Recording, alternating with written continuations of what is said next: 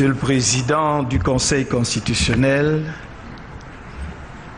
honorables membres du Conseil constitutionnel, mon nom est Kamto Maurice. Je suis né le 15 février 1954 à Bafoussam. Oh, Bafoussam, ça indique un lieu géographique au Cameroun, dont, suivant notre nomenclature ethnique, une ethnie. Oui, suivant cette nomenclature, je suis Bamileke. Mais je me suis toujours considéré comme Camerounais avant toute chose. D'abord en raison de mon itinéraire personnel. Parce qu'après avoir commencé mes études primaires et secondaires à Bafoussam, je les ai poursuivis à Douala. Et j'ai poursuivi mes études universitaires à Yaoundé. J'ai forgé tout au long de ce parcours des amitiés solides venant d'autres régions du Cameroun. Et ces liens profonds sont demeurés à ce jour. J'ai dans ma propre famille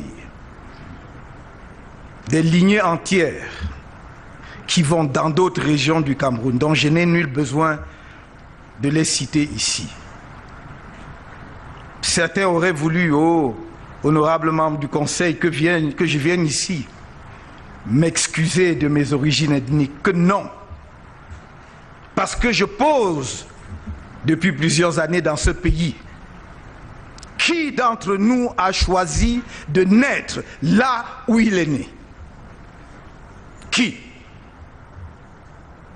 Il m'est arrivé au long de la campagne de dire, dites-le, dites-moi, au sud, si pour être Boulou, il faut passer un concours, dites-moi quel concours, alors je vais le passer pour devenir moi aussi Boulou. Non, monsieur le honorable membre du Conseil, vous ne devez pas laisser que la pollution qui a enfumé et intoxiqué des mois durant la période d'avant la campagne et celle pendant la campagne, encore plus postérieurement à la campagne, étouffe notre cher et beau pays. Je ne vais pas m'excuser d'être Camerounais parce que je suis Camerounais. D'aucuns auraient voulu que je m'excuse d'avoir travaillé comme ministre de la République avec le président actuel, président sortant, M. Biya-Paul. Je ne vais pas m'excuser d'avoir été ministre de son gouvernement parce que j'y ai donné le meilleur de moi-même là où il m'a placé et sur les dossiers qu'il a bien voulu me confier.